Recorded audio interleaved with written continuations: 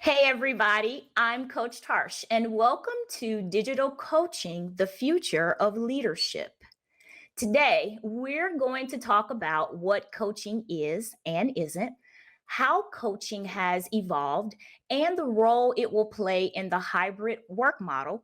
We'll also talk about why organizations should incorporate coaching into their leadership development strategy. Before we talk about what coaching is, I'm curious to know what you think. What is coaching to you? Put your responses in chat. All right, Amanda, you can just kind of let me know what people are saying in terms of what coaching is to them. I'm curious to know. We still have some chats coming in. Some comments are providing support for learning, guidance and encouragement, guided practice, Okay. guiding and supporting teams, helping others, motivating. Oh, there's a lot of great comments in here. Oh, that's good. And all of those things are true about the learning portion, the motivation portion, all of that. So thank you everybody for sharing your insights. And I'm sure that we still have some that are coming in, but we do appreciate you all sharing. So now that you've shared your definition for coaching, let's look at how the International Coaching Federation defines it. So, the International Coaching Federation, or ICF, defines coaching as partnering with clients in a thought provoking and creative process that inspires them to maximize their personal and professional potential. The process of coaching often unlocks previously untapped sources of imagination, productivity, and leadership. Now, that is a pretty long definition, so I'm going to share a simpler one. So, coaching is a form of personal development where clients can share their thoughts, ideas, goals, frustrations, and fears with a professional coach. You determine what you want to work on or what you want to accomplish. Is to help you develop a plan to reach your goals and identify any challenges, blind spots, and blocks along the way. Think of me as your guide on the side in your development journey. Coaching helps you gain better control over your emotions because you learn to put your time and energy on the things that you are in complete control of and navigate or let go of the things that you're not. Coaching builds a confidence and self esteem as you learn to trust your judgment, your abilities, and uncover blocks to success. Overall, coaching can change how you approach situations at work and in life, but the results can only happen when you do the work and trust the process. And trusting the process can be the difficult part of coaching, especially when you see progress sort of ebb and flow, but that's actually quite normal. Anytime we set out to change anything, our brains naturally resist. And that's because our brain is energy efficient. So it automates as many things as it possibly can. Whenever we face a problem repeatedly, our brain starts to create these mental shortcuts to solve it, which is how we form habits. These habits over time form behavior patterns. Some of them serve us well, others don't. Either way, when we try to change them, it isn't fun or efficient for the brain, especially in the beginning. It gets easier as we go along, but it takes time, it takes practice, and learning to design our habits instead of unintentionally falling into patterns, as we all often do. Designing habits is something a coach can help you navigate. So now that we've talked about what coaching is, let's look at what it isn't. So, in the early days of my coaching school, they talked about what coaching is and isn't. And the one question that they asked that never left me was, have you been coaching or consulting? And that question made me pause, especially when they explained the difference between coaching, consulting, therapy, and mentoring. So, coaches help people find their answers. Consultants give clients answers based on their agenda. Consultants promote themselves as the expert. But coaches know clients are the experts of their own lives to build on success, so they stay and partner with their clients. Consultants, in most cases, are hired to fix a specific problem. Clients develop coaching plans with their coaches, but consultants often develop the plans for their clients, which is very different. There's a different type of investment when you are buying into someone else's plan versus kind of having immediate buy-in when you create your own. Therapists typically help clients work through mental health issues, through traumas, addictions, and emotional wounds. Therapists also focus on helping people heal the past. And they do that by helping them to figure out the why behind, the reason that things happen. Coaches, on the other hand, see opportunities and they look at how. And they look at how because we want to know how to make things happen and create action plans. When we think about mentors, a mentor is an experienced, trusted advisor. People that have kind of been there and done that so they can kind of show us the ropes. Well, coaches don't necessarily need to have experience to be able to help you because they're just kind of trained to work with any situation. So, although coaching has traditionally been used as a development tool for executives, many organizations today have expanded it to individuals at every age and every stage of their careers. So, according to a Wall Street Journal article on the impact of coaching, some companies are actually giving executive level coaching to junior would-be leaders in the hopes of promoting them. There's a biotech firm in California who launched a digital coaching pilot with 51 participants. 28 of them were women. And since then, 35% of the women and 14% of the men have moved up into new jobs. Also, if we look at a study from ICF, since 2014, managers and leaders using coaching skills continues to be the most commonly deployed coaching modality for organizations that have participated in the research. And since it goes all the way back to 2014, we have about 8 years of data. Now, this happens because a growing number of organizations recognize the power of coaching to empower, engage, and develop their employees. Now, the one thing I noticed very early during the pandemic was the need and request for coaching, and not just for executives. The need was so great that ICF actually created what they called ICF Coaches for Good. And basically, what ICF did was they asked ICF credentialed coaches to offer pro bono coaching. So I signed up to help, and some common trends started to quickly surface among my clients. A few of them, people were stressed, like really stressed from work, because a lot of them were adapting to working from home really for the first time, and a lot of people didn't really enjoy it. They also felt like they had a lot of competing priorities. They were suffering from burnout, and they were feeling like they were failing at home as well as, failing at work. So sort of failing on all sides. They were tense at home because people were spending a lot more time with their spouses than they ever had before. They were homeschooling their children, and a lot of teenagers were suffering from depression.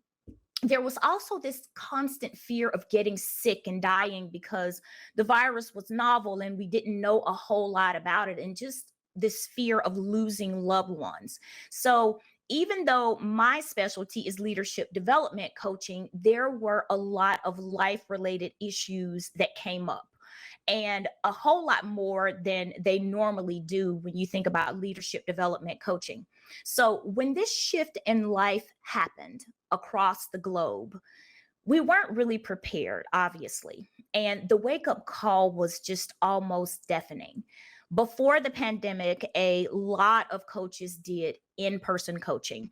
And I was really fortunate because I had already shifted away from that model several years ago.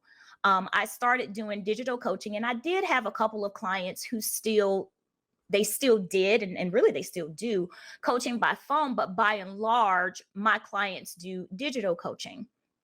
Now, coaching and digital coaching today are a lot more acceptable, which is a significant change from years past.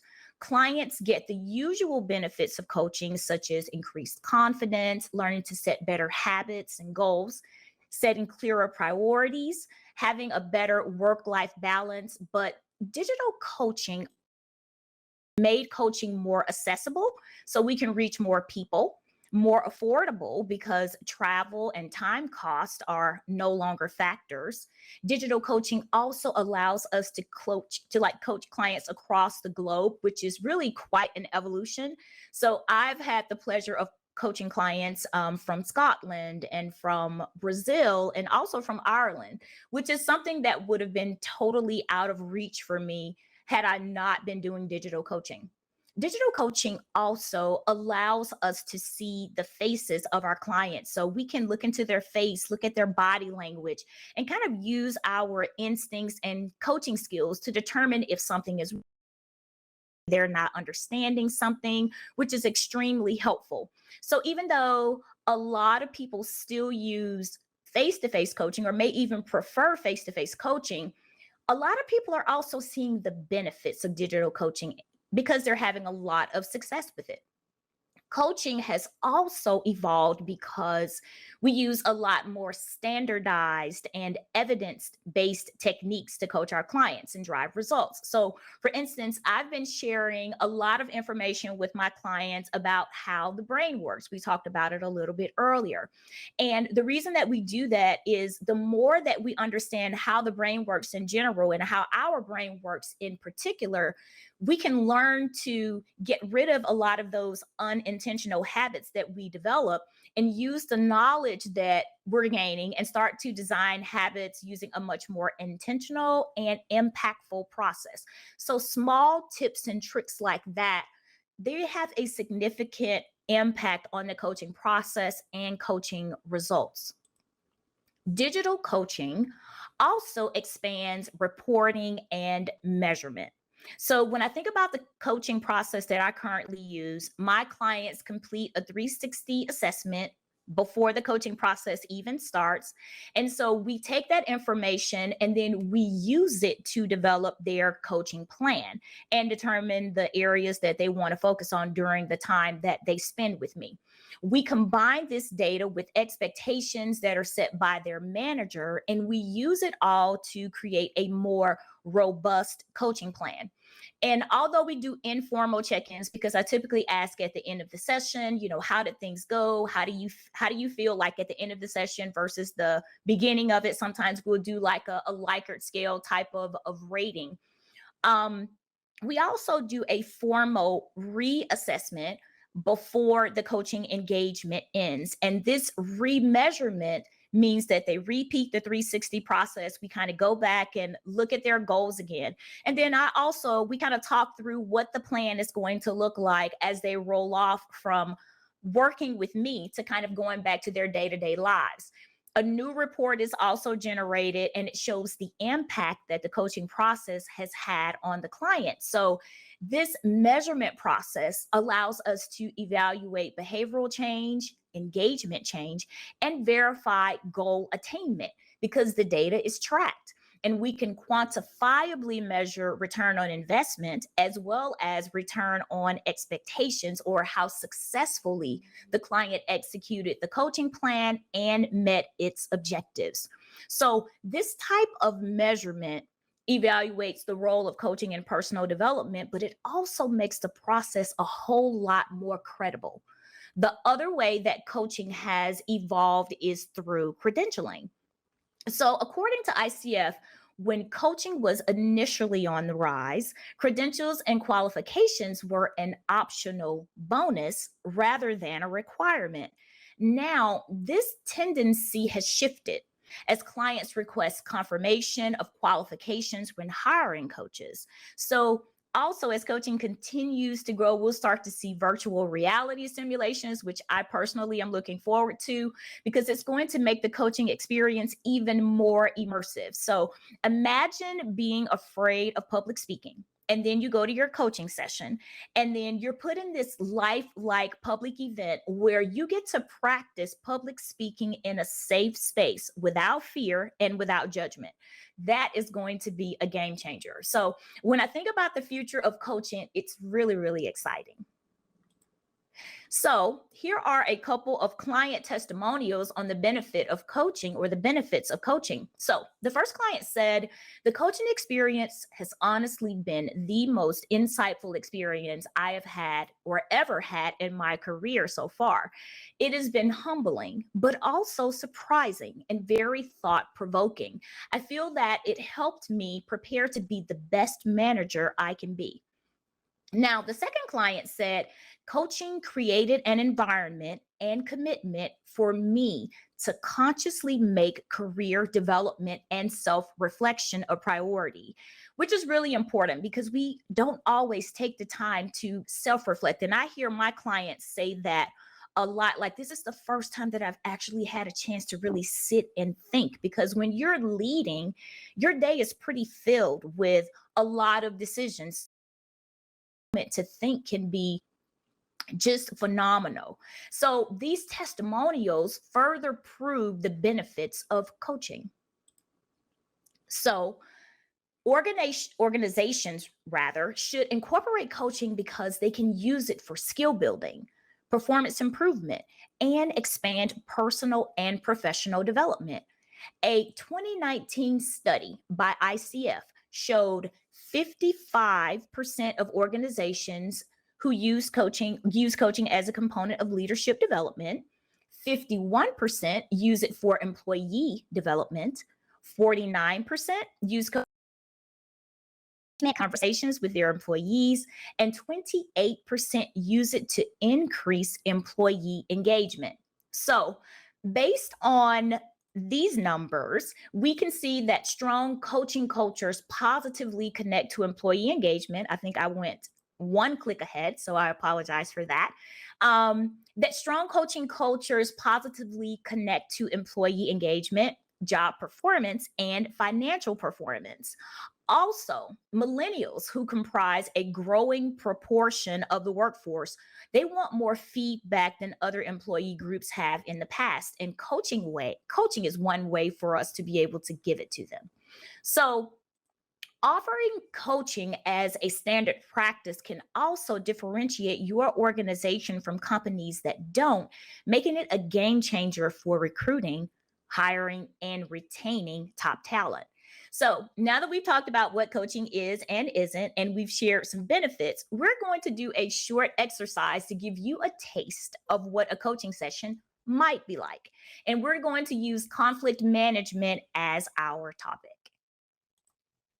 All right, so internal conflict is a battle or a struggle within yourself. It often happens when our ideas, beliefs, or behaviors contradict each other. So, for example, on the outside, we look confident, we walk confident, we talk confident, and we act confident. But on the inside, we feel very insecure. So those things are contradictory. Internal conflict can include personal fears of intimacy, abandonment, love, or even being afraid of professional success, because there are a lot of people who are afraid of success. We want these things, but we're just scared to experience them. And one of the of internal conflict comes from the messages that we say to ourselves. We tear ourselves down day after day, week after week, month after month, and year after year, and we don't even realize it. Often because the messages are so subtle, we don't even recognize it as negative self talk. A great example is when we make self deprecating jokes. They seem harmless on the surface, but they can be extremely damaging to our self esteem. So, identifying negative messages is important because if we don't know what we're saying to ourselves, we can't change it. So, an inner critic is a small, destructive voice inside of us. And that inner critic lives inside of each and every one of us. And it usually tells us that we're not good enough in some way. So it might say, you're not smart enough. You're not thin enough. You're not pretty enough or handsome enough. It might also say you're just a complete failure. Our inner critic is usually created when we are very young. Some defining moment happens and it causes us to feel unsafe. So the inner critic comes to protect us from harmful situations, but that protection often comes at a cost because the inner critic also keeps us small. It keeps us from growing and progressing. So let's just say maybe you did a class speech when you were a kid and the other students laughed at you. So now you have a fear of public speaking. So although not speaking publicly keeps you safe, it may also be keeping you from a promotion. So you start to get stuck in your career. Frustration starts to happen because you feel stuck in your career, and it becomes like this chain reaction of events. So, in order for us to better manage our internal conflict, we have to first be aware of the messages.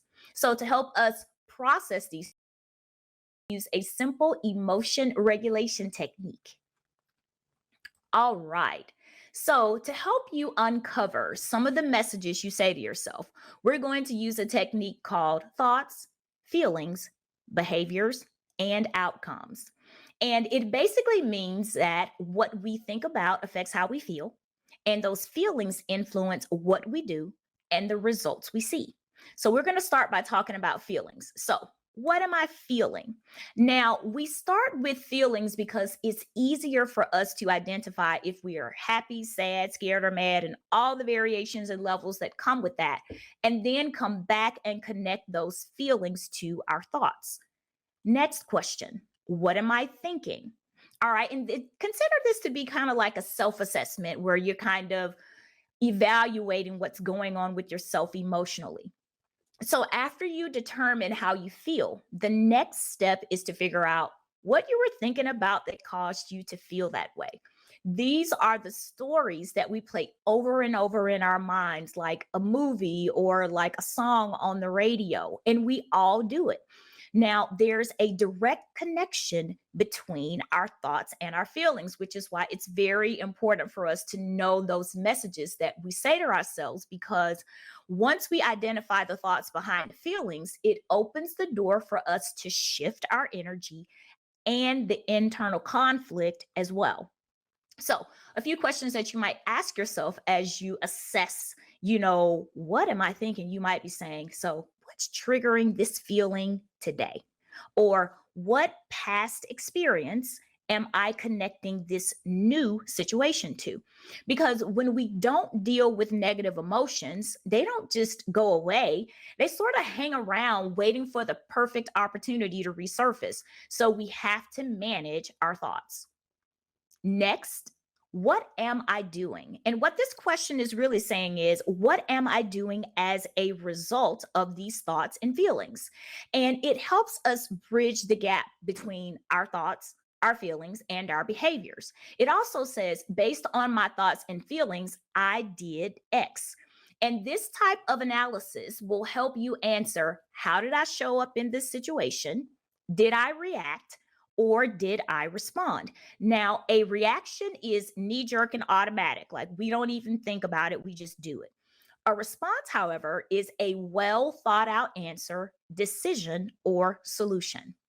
The last piece to the puzzle, what are my outcomes? And what we're saying here is, what results am I seeing based on my actions? So, a few questions that you might ask yourself: what were the consequences of my actions? What could I have done differently? Or how should I approach this situation if it happens again? Or if you don't want to say, what could I have done differently? You might say, what have I done in the past that worked effectively for me that I can also leverage in this situation. So, this process is extremely impactful if we use it. So, now we're going to get to our activity. So, the last thing that we are going to do today is an activity that's called Old Rules, New Rules.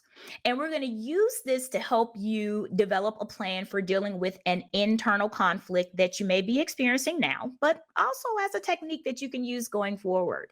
In this activity, you're going to work through a current internal conflict or one that's happened in the past that you still need to resolve. So, first, you're going to write down the internal conflict that you want to change. So think of this as the situation. Then you're going to write down how you deal with the internal conflict today.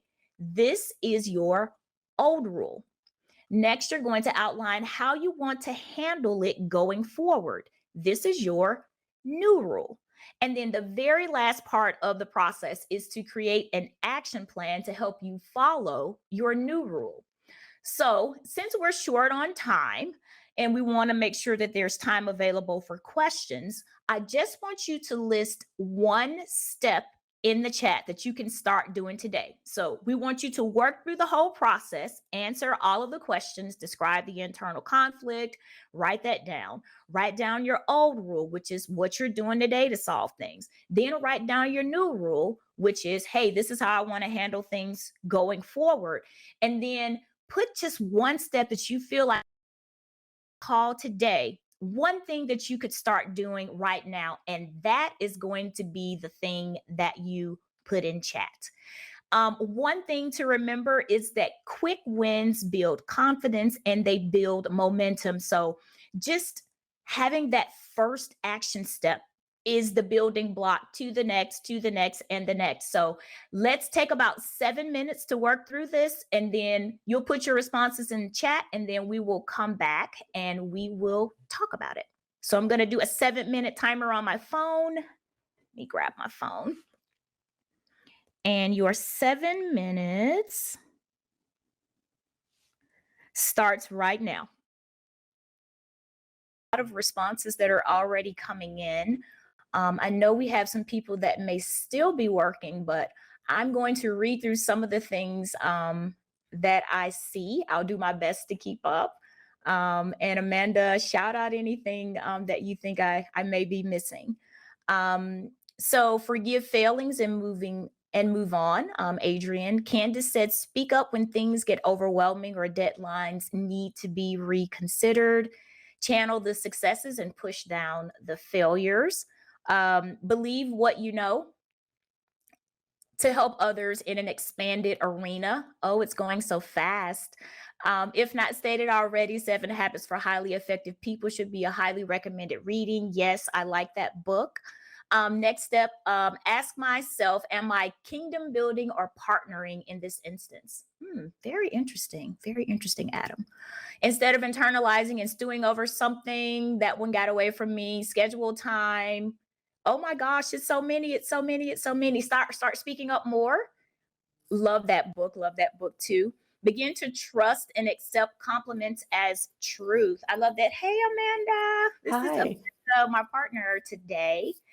Think about outcomes if the answer is yes versus no. Look into the masterclass that I saw to fix this issue. I love masterclasses too. Become more vocal. What are you seeing, Amanda? Because they are going really fast. Yeah, they are going fast, which is great. One trend that I kind of saw that maybe you could, elaborate on a little bit would be, or your thoughts about kind of blocking time and time management, making sure that you set areas where you can be creative thinking, or I'm seeing a lot of comments with that kind of trend there. Okay. Oh, love that. So one of the topics that I love to talk about is time and task management. So when I think about task and share with my clients, we categorize task in 2 ways. High value tasks, which are things that only you can do, and then low value tasks, which are things that you can delegate. So as you look at just your daily to-do list, look at the things that are on there and ask yourself, am I bringing the most value to the organization, to the team, and to myself by doing this thing? Or would it be better served allow it? So delegating, which will allow my employees to sort of learn and grow. And it also frees up mental space for you, as well as actual time to get other things done that may be more impactful. Love that question. Another one that I really liked was, I think it was Angela that commented, think about the outcome if I answer yes or versus no. I thought that was a good.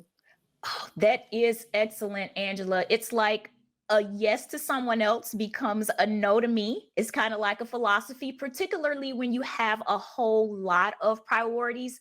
Every time you say yes to someone else, you end up saying no to yourself. So you have to kind of balance and weigh that out and say, what's the best use of my time right now? That is great. Let's see. We have reevaluating a to-do list, which I think is also great. Yes, yes. I'm constantly reevaluating mine and needing to reevaluate it more. I used to have this exhausting to-do list that was like 15 tasks a day, which was absolutely ridiculous. One, who can get all of that stuff done and do just whatever it is that you need to do on a regular basis? So now I base my day around what I think is the biggest thing that needs to happen on that day, the biggest task that I need to complete. And then I do smaller things because there are some daily tasks that I have to do, but I try to focus on just one big thing per day and then do all the other little things around that. That's awesome. When Simon possible. said, do, delegate, defer, delete. I like all those D's, Simon. Love that, love that, love that. Some other ones are just kind of scheduling alone time, quiet time to reflect, regroup, and de-stress, which is definitely important too. Yes, like taking some time, like because we're all behind screens all the time, and I am guilty of this as much as everyone else, is taking some time away from the screen. So I'm taking this class called Brain by Design, and one of the things that he talks about is like having these breaks. And so you can kind of structure the breaks in different ways. For me, I think it's 5-minute breaks or 4 or 5-minute breaks that he recommends, and then taking 1 20-minute break. So even just walking away from your computer for 5 minutes, whether it's, in my case, I love like laying on the floor. I have this neck rest. So just laying on that neck rest. My timer just went off for the activity. Just laying on that neck rest is very helpful. Taking a quick walk outside for 10 minutes, stepping outside the door just to get some fresh air. All of those things are helpful to recharge the brain, because the way he explains it is like we have to work in sprints, and it's like sprints and restarts. So you kind of work through a sprint, which may be an hour and a half to 2 hours. You take a break and then you restart. And each time we do that, it recalibrates the brain, recalibrates energy, and then we feel a lot more revitalized when it's time to do the next thing. That's okay. Great. Trying to see, is there anything else? I was trying to see what people said there. I guess their one action was going to be schedule time for email processing. Oh my goodness, Roxanne, yes. Blocking time in general to do, certain types of work. In learning and development, we call that chunking time. But yeah, just blocking time and not checking email a million times. So maybe you check it at 8 and then you come back and check it again at noon. I know that's not always practical depending on your role, but when you can do it, try. Yes, saying no can be hard, Heidi, because we all want to do it all, but realistically we can't. And we all kind of suffer from that to a degree where we have to tell ourselves no. And then the other thing it does open up the opportunity for other people to kind of do some things and to grow themselves. Good points, good points. Somebody says, I think I saw a book, Essentialism by Greg McKeown. Simon recommended. Thank you, Simon. All right. Is there anything else? Are we missing anything?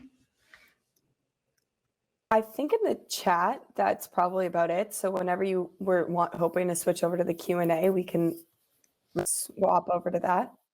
Great. Let's So do it. one of the biggest questions that was asked when you were going through the slides was if there would be a copy available. So I just wanted to mention that I believe when this is sessions on demand, that if we could probably put like a link to the slides as well, because Okay. that was the most anticipated question. They really loved your slide deck that you prepared. Oh, well, thank you. I appreciate that. And sure, we can absolutely do that. Great. Okay. The next one that I thought was great too was how do you motivate, and just went away, how do you motivate employees to use a coach? Ooh, that's a great idea. So just what I've found in my personal experience, a lot of times people don't understand the role of a coach. So kind of, which is why we talked about what coaching is. But once people have an understanding that, hey, this is someone that's here to help you, but you're responsible for a large part of the process. So you're the one that brings the agenda for the coach to work with. So I think a lot of it is just having an understanding of what a coach does and how it can benefit them, because we're all human, right? And the one thing that we're always asking, whether it's consciously or unconsciously, is what's in this for me. So if you can kind of show people what's in it for them, you know, the benefits that we share today, increased confidence, self-esteem, self-empowerment, and all of those other things, along with like the business benefits of being able to do, to manage get more, trying to think of like topics people always ask about. So time and task management, delegation management, emotional intelligence. So all of those things are beneficial. But if you can just show people what's in it for them and how they'll personally benefit, it becomes the greatest buy-in. That's great. Rebecca just echoed that too and said when leaders rave about how great coaching is, then it will definitely helps with motivating their team with coaching. Thank you, Rebecca, and absolutely right. Another question we have here is, could you please provide what tools you use for digital coaching? So when I was just doing it on my own, I was just using Zoom in a very standard way. I'm actually partnered now with a digital coaching organization, but anything like Zoom or WebEx, just kind of like your standard online meeting tools will work. Good question. Along with that question then, would you say that there's a structured process to follow when it comes to digital coaching? Yes. Digital coaching is very similar to regular coaching. The only difference is you're on video. So most coaches do have a standard process. My process in particular, we kind of talked about it a little bit earlier, the 360 feedback assessment and all of that.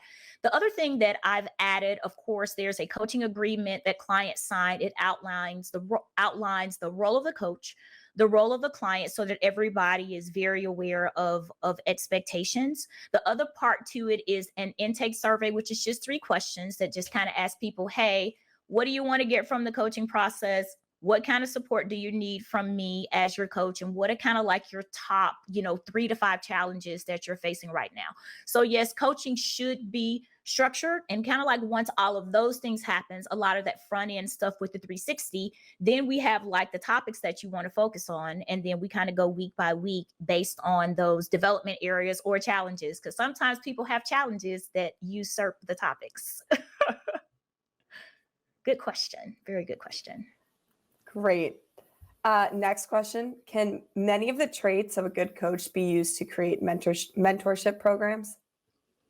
I think they can. Like some of the fundamental things can certainly be used in a mentoring program when you think about the structure portion of it. Having like the topics laid out that you want to talk to the person about, making a person more accountable to the mentoring process. I do think that those things are similar. The biggest difference is coaching is about helping people to self-solve, whereas mentoring is really about kind of giving solutions, which is different. But some of those fundamental things certainly. And very good question. This is an interesting and good topic too. Or when it comes to, do you see generational differences related to engagement with digital coaching or? Hmm.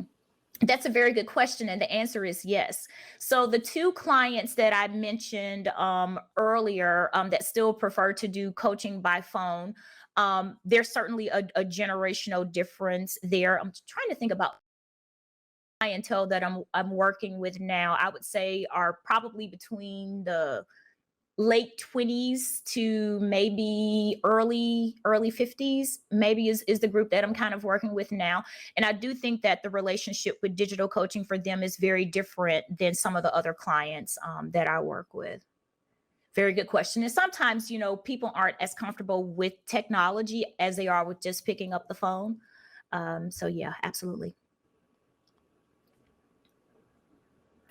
Another question is, what techniques have you employed to make the transition from in-person to digital coaching? Good question.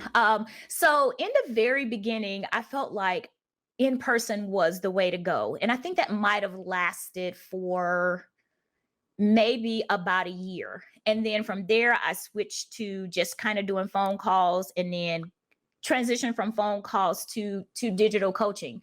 So I think that the biggest concern that I had in the beginning with in person versus, let's just say, digital was feeling like, how can you build a relationship with someone when you're not face to face with them? But it's actually quite easy because it's all the fundamental things that we do anyway to build rapport with people. And over time, there's a comfort level that that people start to gain with you. And then once there's mutual trust, then the relationship, it builds as naturally as any other relationship. So for me now, it's just as easy as in person, and in some cases easier. Probably in a lot of cases easier, I would say, for me personally. Very good question. Another question we have here is, does conflict of interest happen in coaching? Um, I'm not sure. That's a little bit broad, I think. So I'm not really sure how to answer that unless you're thinking. I'm not really sure. I'm not really sure. If you can provide a little bit of clarity on that question and repost it, I'll do my best to answer. I apologize. Perfect. I'll watch for that to see if that gets a response in it. Okay, thank you. And of course, another question we kind of had in the chat was based off of, is there a software or technology that you're using to capture kind of the progress that these coaching opportunities have, or how do you gauge the success of? Good question. So the coaching company that I am partnered with, they have the software. So they're kind of capturing all of those metrics, which is very helpful because it's very helpful, particularly for leaders, right? Because leaders want to see certain metrics, not just the leaders of the clients, but actually the clients themselves. They want to see their progress. So for me, it's that software, that technology is through the coaching company that I am partnered with. Great. Another question we have here is, do you have any advice for training managers on coaching skills? Yes. So if I'm a training manager, I would say stick with the fundamental things when it comes to coaching.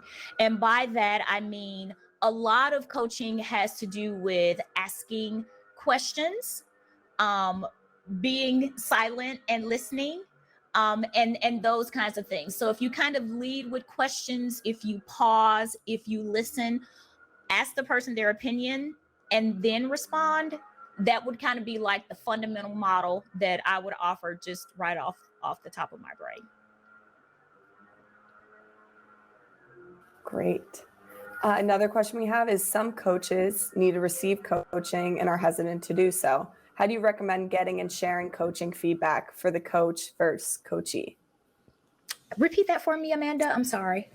Yeah, no problem. It's essentially, some coaches need to receive coaching and are hesitant to do so. How do you recommend getting and sharing coaching feedback for the coach versus coachee? Good question. Good question. So here's the thing. The coaching process is all about you as a client. So if you feel like you're not getting the things that you need from your coach, it's imperative that you tell them, one, because otherwise they won't know. But two, also, this process is about you and meeting your needs. And if your needs aren't being met, you should tell your coach, and your coach should be understandable. Like, I would want to know if I'm not meeting a client's needs, one, so that either I can find a different approach or strategy, or refer them to someone else who can.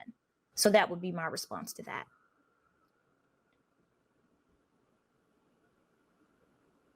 Another one was, can we touch on executive coaching?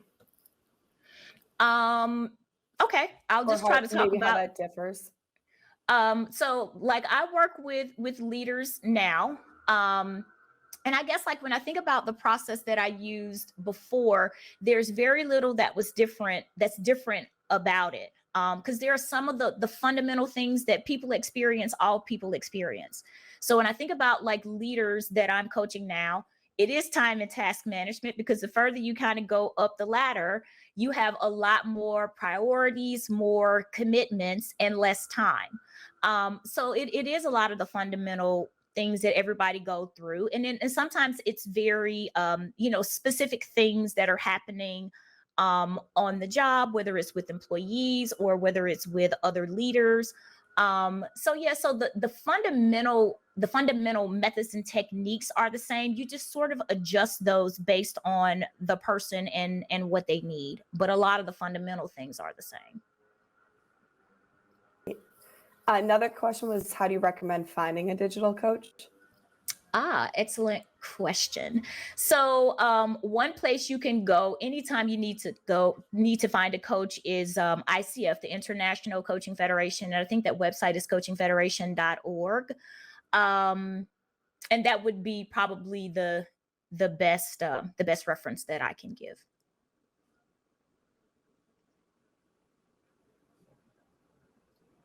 I think we have gone through most of the Q&A as of right now. If anybody else has any questions or want to pose anything in the chat, we can definitely monitor that still and kind of dive into what we have here.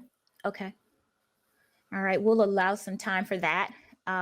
Great. I'm going to transition back over to my slides for just a moment, because I have a couple of additional things to share. And so we're going to see how seamlessly this happens, everybody.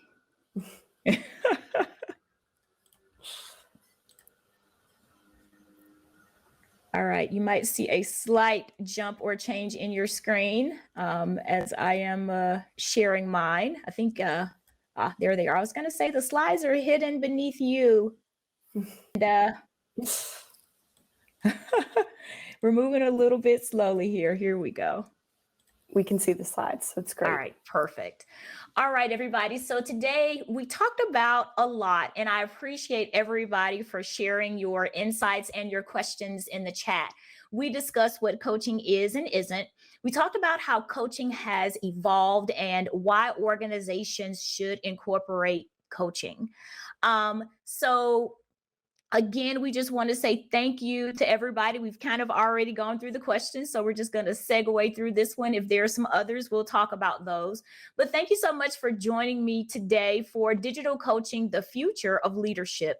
I really hope you learned something that sparked your interest in creating a coaching culture, or maybe growing one for your organization, maybe in a way that you haven't done before in the past. I also want to say thank you so much to Skillsoft for sponsoring this event. To learn more about Skillsoft, please visit their virtual booth. The link is on the screen, and Amanda is also going to put it in chat. We hope everybody have a wonderful day and that you enjoy the rest of the conference. See you next time.